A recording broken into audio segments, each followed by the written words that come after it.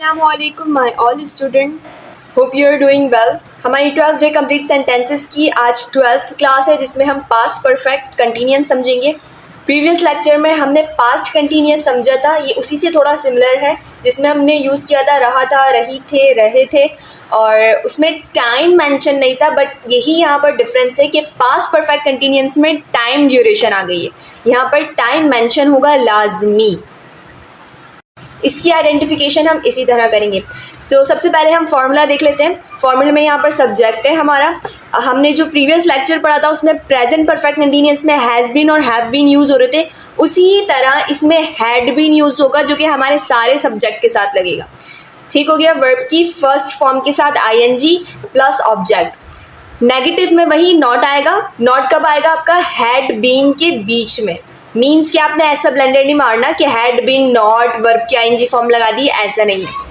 आपने पहले हैड लगाना है, not then been. Okay, had not been then verb की आईएनजी फॉर्म प्लस ऑब्जेक्ट। इसी तरह हम इंटेरोगेटिव में हैड को सबसे पहले ले आएंगे।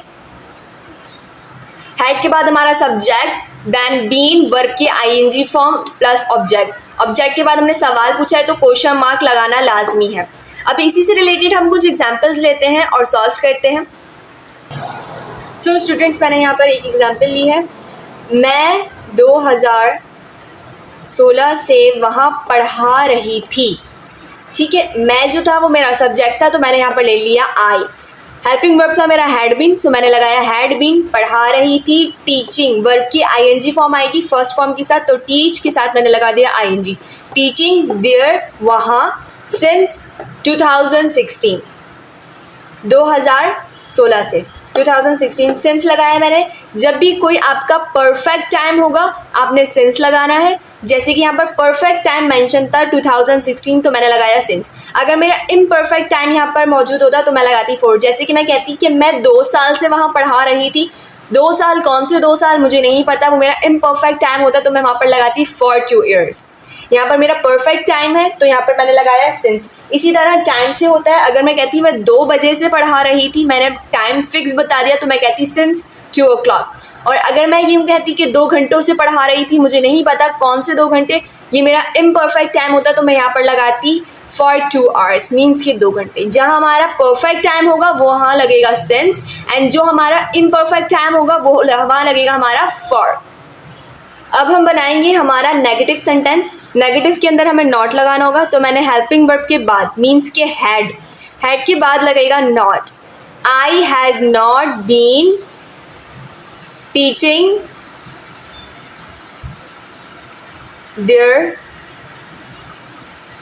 सिंस 2016। नॉट मैंने लगाया है हैड और बीन के बीच में। आपने ऐसा कोई ब्लेंडर नहीं मारना कि हैड बीन नॉट लगा दे, नहीं। आपका हैड के बाद मीन्स के थर्ड नंबर पर नॉट को आना है हमेशा। क्लियर। अब हम बनाएंगे इंटेरोगेटिव। इंटेरोगेटिव में मैं क्या करूँगी, हेल्पिंग वर्ब को सबसे पहले ले आऊँगी। जी हाँ, हेल्पिंग वर्ब जो कि मेरा है हैड। हैड के बाद आएगा subject. Had I been teaching there since 2016।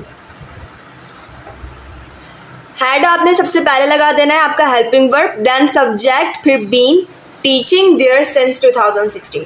I hope ये आपके लिए वीडियो यूजफुल रही होगी। लेते हैं एक और एग्जाम्पल। ओके, तो नेक्स्ट एग्जाम्पल मैंने ली है, अली 2 घंटों से सोता रहा था। 2 घंटे यहाँ पर टाइम मेंशन है बट मुझे नहीं पता कौन से 2 घंटे, मीन्स कि ये मेरा इम्परफेक्ट टाइम है।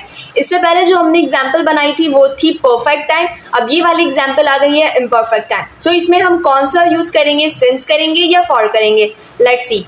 यहाँ पर आ गया अली जो कि मेरा सब्जेक्ट है। Helping verb had been, Ali had been, वो सो रहा था मीन्स के स्लीप। वर्ब की आईएनजी फॉर्म आएगी बिकॉज ये कंटिन्यूअस टेंस है। अली हैड बीन स्लीपिंग कितने घंटों से? 2 घंटों से, for 2 hours। For 2 hours। Clear. अब मैं नेगेटिव सेंटेंस बनाऊंगी इसका। अली हैड, जैसे कि मैंने आपको पहले बताया था नेगेटिव में नॉट हमेशा थर्ड नंबर पर आएगा, then been. Ali had not been sleeping for 2 hours. अब इंटेरोगेटिव में मैं हेल्पिंग वर्ब को पहले ले आऊंगी. Had Ali been sleeping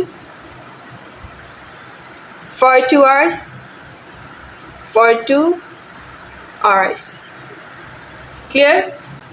तो ये हमने एग्जाम्पल्स कुछ सॉल्व की. हमने एक इम्परफेक्ट टाइम और दूसरी एग्जाम्पल परफेक्ट टाइम से रिलेट करते हुए सॉल्व कर ली है. आई होप ये वीडियो आपके लिए यूजफुल रही होगी. अब सिंस और फॉर को हमने प्रीवियस लेक्चर में भी डीपली डिफाइन कर दिया था, बट मैं दोबारा आपको दिखा देती हूँ सिंस एंड फॉर के यूज़. सो ये स्क्रीन पर जो आपको नज़र आ रहे हैं ये है हमारे कुछ सिंस और फॉर के यूजेस, और इन वर्ड्स को आप बहुत सारे सेंटेंसेस में यूज़ करके काफ़ी सारी पास्ट परफेक्ट कंटिन्यूअस की एग्जाम्पल सॉल्व कर सकते हैं. आई होप आपके लिए वीडियो यूज़फुल रही होगी, आपने इंजॉय किया होगा. बस इसी से रिलेट करते हुए कुछ भी मुश्किल नहीं, बहुत ईजी है, पास्ट कंटिन्यूअस से ही रिलेट करता है. बस इसमें टाइम मेंशन हो जाएगा, लाजमी टाइम ड्यूरेशन होगी जिसको देखकर आपने कि इम्परफेक्ट टाइम है या परफेक्ट टाइम है, सिंस एंड फॉर का यूज़ करना है एंड नथिंग एल्स. सो ये थी आज की हमारी वीडियो. हम मिलेंगे नेक्स्ट वीडियो में. जब तक के लिए अपना बहुत सारा ख्याल रखिएगा. खुदा हाफिज़.